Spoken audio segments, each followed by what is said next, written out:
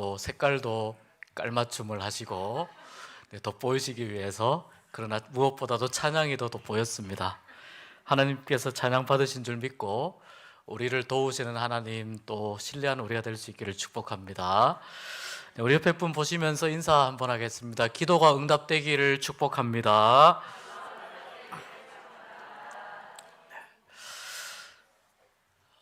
오늘 말씀드린 대로 조금 컴퓨터 상황이 안 좋아도 양해해 주시길 바라겠습니다. 오늘 제목을요, 음식 때문에 무너진 믿음이라고 정했습니다. 음식 때문에 무너진 믿음. 음식하고 믿음이 무슨 상관이 있겠습니까? 라고 생각할 수 있겠습니다만은 오늘 말씀해 보니까 굉장히 관련이 많이 있는 것을 볼 수 있습니다. 하나님께서 처음에 만나를 이스라엘 백성들에게 내려주실 때, 지금 광야에 나와 있잖아요. 광야에서 처음 만나를 먹을 때에는 이스라엘 백성들이 너무 감격하고 감동했습니다. 와, 그래도 이게 뭐 아주 산의 진미는 아니지만 꾸준히 만나를 계속 먹으면서 광야길을 가고 있습니다. 민수기 11장 정도면은 이제 만나를 먹을 만큼 먹은 상태예요. 매일 똑같은 걸 먹으면 어떻겠습니까? 너무 질리지 않습니까? 그러다 보니까 이 이스라엘 백성들이 아직 그 이집트에 대한 기억이 남아 있습니다. 이집트에 대한 기억이 남아 있는데, 제가 지난주엔가 말씀드린 것 같은데 이집트에 있을 때 맛있는 걸 많이 먹었다라는 기억을 하는 거예요. 뭐 생선, 오이, 참외, 부추, 파, 마늘 이런 것만 먹었겠습니까? 꼼장어도 먹고 안하고도 먹고 회도 많이 먹고 그랬겠죠. 음식을 아무튼 많이 먹었을 겁니다. 많이 먹었는데 그런데 광야에 나와서 지금 이 이스라엘 백성들이 먹는 음식이 만나밖에 없습니다. 사람이 그런 게 있습니다. 심리적으로 이제 오랫동안 똑같은 음식만 먹다가 어느 순간 나도 모르게 이 코끝에 있잖아요. 내가 예전에 먹었던 맛있는 음식 냄새가 코끝에서 왔다 갔다 할 때가 있습니다. 그런 경험 하신 적이 있으십니까? 예, 코끝에서 왔다 갔다 할 때가 있습니다. 무슨 냄새가 왔다 갔다 하냐면은 자기도 모르게 고기 굽는 냄새가 지금 왔다 갔다 하는 겁니다. 만나는 고기가 아니니까 고기 굽는 냄새, 그 다음에 그 고기 냄새, 그 막 치글치글 하는 그 있지 않습니까? 불고기 쫙 해가지고 쫙 깔아가지고 상추쌈 딱 해가지고 벌써 군침들 몇 분 도시는데, 그래가지고 딱 먹는 그 고기의 맛, 그 다음에 또 고기 그 수육 삶는 냄새. 김장할 때 우리가 제일 김장의 하이라이트가 언제예요? 끝내놓고 나서 김치에다가 수육 싸 먹을 때가 제일 하이라이트지 않습니까? 그러니까 이 그 고기 삶는 냄새, 뭐 고기로 하는 각종 요리의 냄새가 코끝에서 지금 왔다 갔다 합니다. 이것 때문에 지금 이스라엘 백성들이 굉장히 심각해졌습니다. 굉장히 심각한 상황입니다. 이스라엘 백성들이 이집트에서 나올 때 음식 때문에 이렇게 될 거라고는 정말 예상을 못했을 겁니다. 만나 꾸준히 먹으면서 가면 되지 뭐. 그런데 지금 거의 시내 광야에서 1년 가까이 지금 보내고, 그리고 나서 지금 다시 진행을 하는 과정 속에서 어렵고 힘든 일을 겪으니까 더 이상 이 만나 가지고 버틸 재간이 없는 거예요. 그래서 점점 이 음식 때문에 힘든 상황인데요, 10절에 보니까 뭐라고 되었냐면은 백성의 온 종족들이 각기 자기 장막문에서 우는 것을. 뭐 때문에 웁니까? 지금 음식 때문에 울고 있어요. 음식 때문에 지금 눈물이 뚝뚝 떨어지고 있습니다. 이게 한두 사람이 아니고요, 백성의 온 종족들이 음식 때문에 지금 막 엉엉 울고 있습니다. 그만큼 이 음식이, 내가 먹고 싶은 음식을 못 먹으면 그만큼 고통스러운 거죠. 매우 고통스럽고 힘든 상황에 있습니다. 이 상황에서 하나님께서 이 상황을 어떻게 보셨냐면 10절에 보니까 여호와의 진노가 심히 크고 모세도 기뻐하지 아니하여. 모세가 기뻐하고 안 기뻐하고는 두 번째 문제입니다. 문제는 여호와의 진노가 심히 크고, 하나님의 진노가 왜 크시냐면 이걸 우리가 잘 알아야 되는데요, 하나님의 진노가 크신 이유는 이스라엘 백성들이 애굽을 그리워하기 때문이에요. 홍해를 건넜다는 건 무슨 말이냐면 애굽으로 돌아가지 말라는 뜻이거든요. 우리가 이런 말이 있잖아요. 내가 몸은 거기에 있어도 마음은 여기에 있다, 이런 말이 있잖아요. 몸은 여기에 있어도 마음은 거기에 있다는 거죠. 지금 광야에 나와서 하나님의 십계명을 받고 하나님의 백성으로서 훈련을 지금 받고 있습니다. 1년 가까운 시간 동안 하나님의 백성이 어떻게 살아라, 어떤 하나님의 백성이 원칙을 가지고 살아라 훈련을 받고 있는데, 그런 과정 가운데에서 그 훈련이 거의 끝나고 이제 가나안 땅으로 들어가야 되는 이 상황에서 이들의 마음이 어디 있냐면은 애굽에 가 있습니다. 그런데 애굽에 있을 때 편안하게 잘 살았습니까? 호위호식하면서 살았습니까? 이 성경 요 구절의 해석을 보니까 정말 이스라엘 백성들이 이러한 다양한 음식들을 먹었을까요? 라고 질문하더라고요. 정말 이런 음식들을 먹었을까요? 아마도 노예처럼 사느라고 이런 음식들을 구경은 해보았겠지만 제대로 먹지는 못했을 겁니다. 그럼 여기서 왜 이렇게 이야기를 하느냐면은 그냥 지금 만나가 싫은 거예요.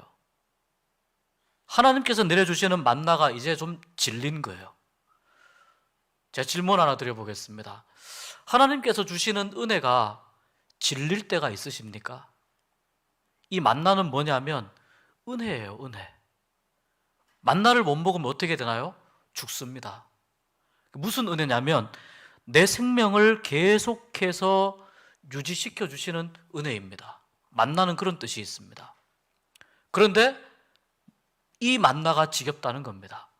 내 생명을 계속해서 유지시켜 주시는 이 하나님의 은혜가 지겹다는 겁니다.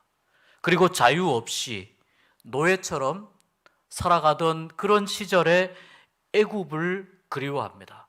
거기서 고기 이런 거 마음껏 먹지도 못했으면서 일하느라고 너무 고생스러워서 힘들다고 하나님께 살려달라고 그렇게 부르짖었으면서 지금 이 이집트를 떠나온 지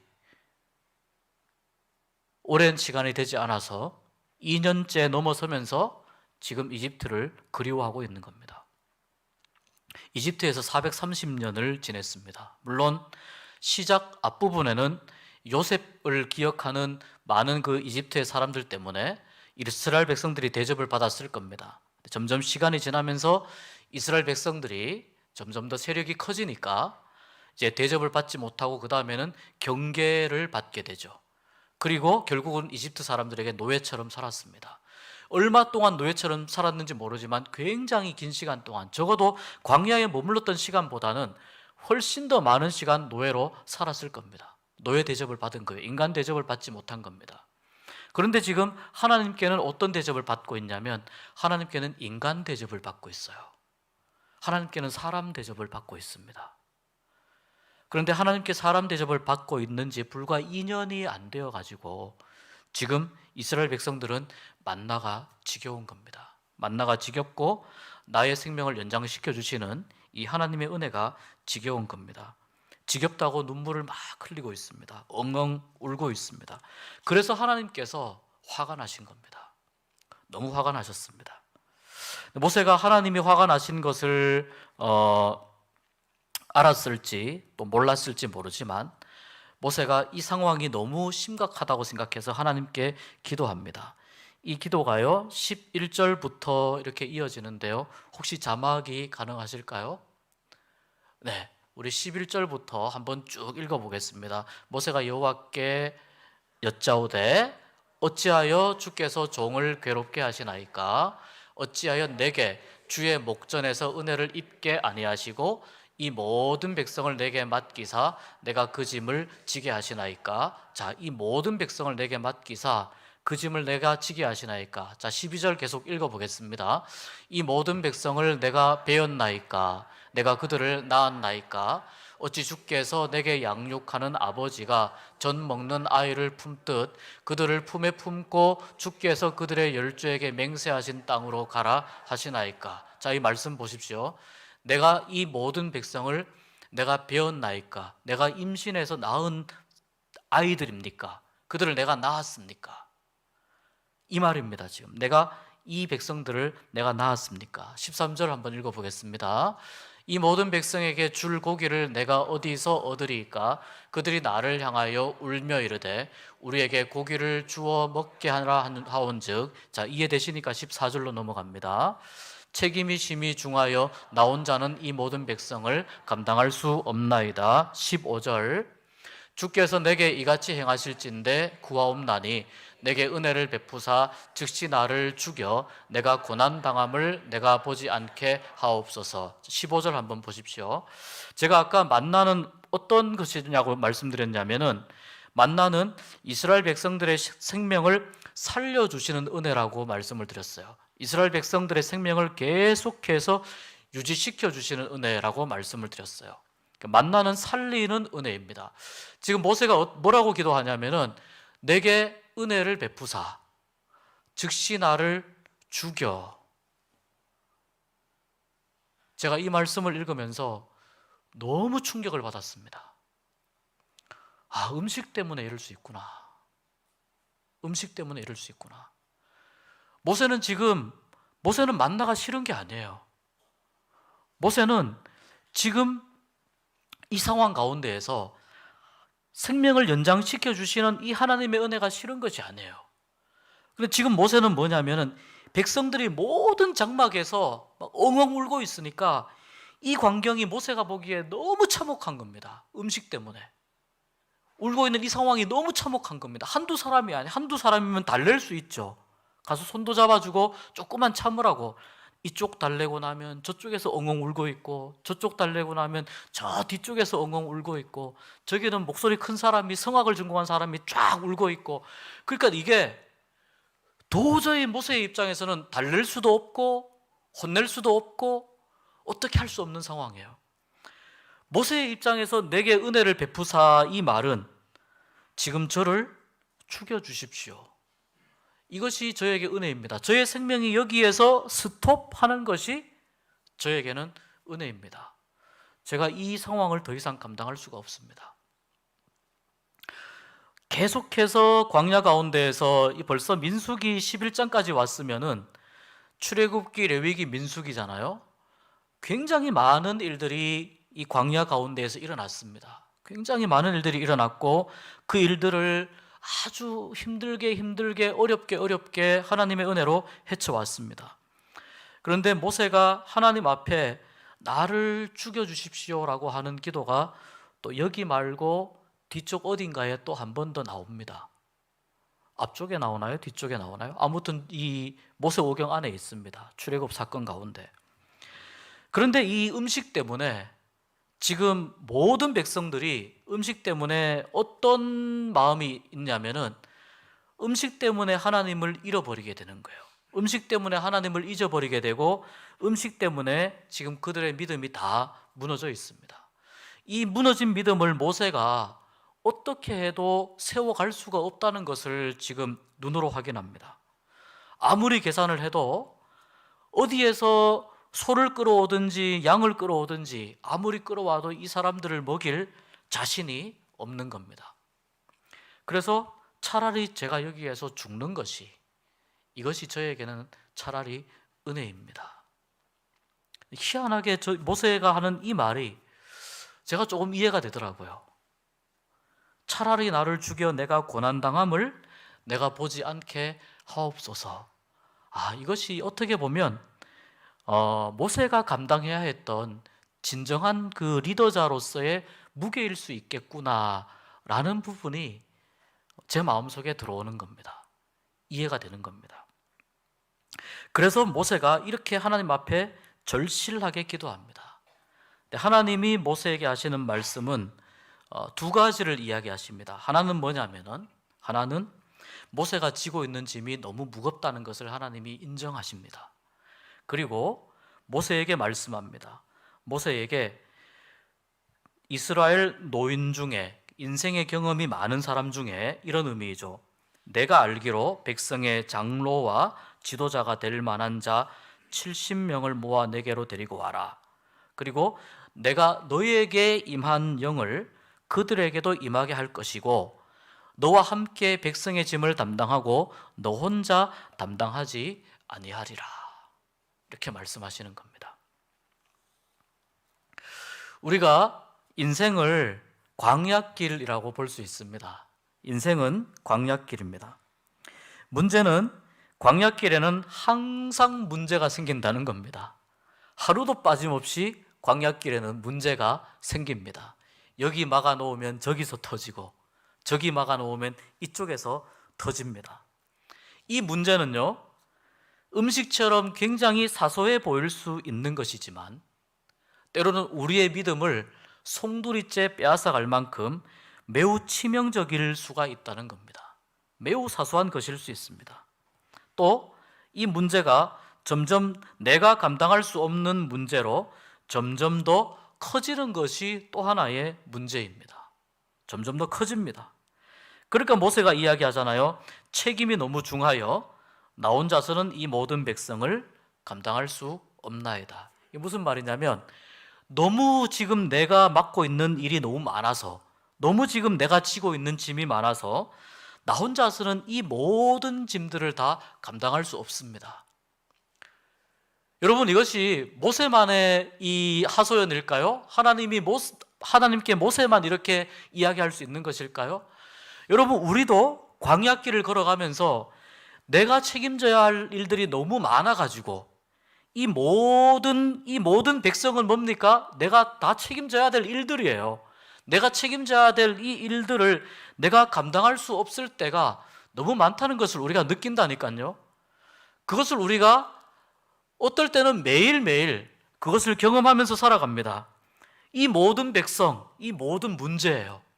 여기서 울고 있는 사람 달래주면 저쪽에서 울고 있습니다. 저쪽에서 달래주면 이쪽에서는 싸우고 있습니다. 이쪽에서 싸우는 또 백성 달래주면 또 저쪽에서는 또 뭐 하고 있을까요?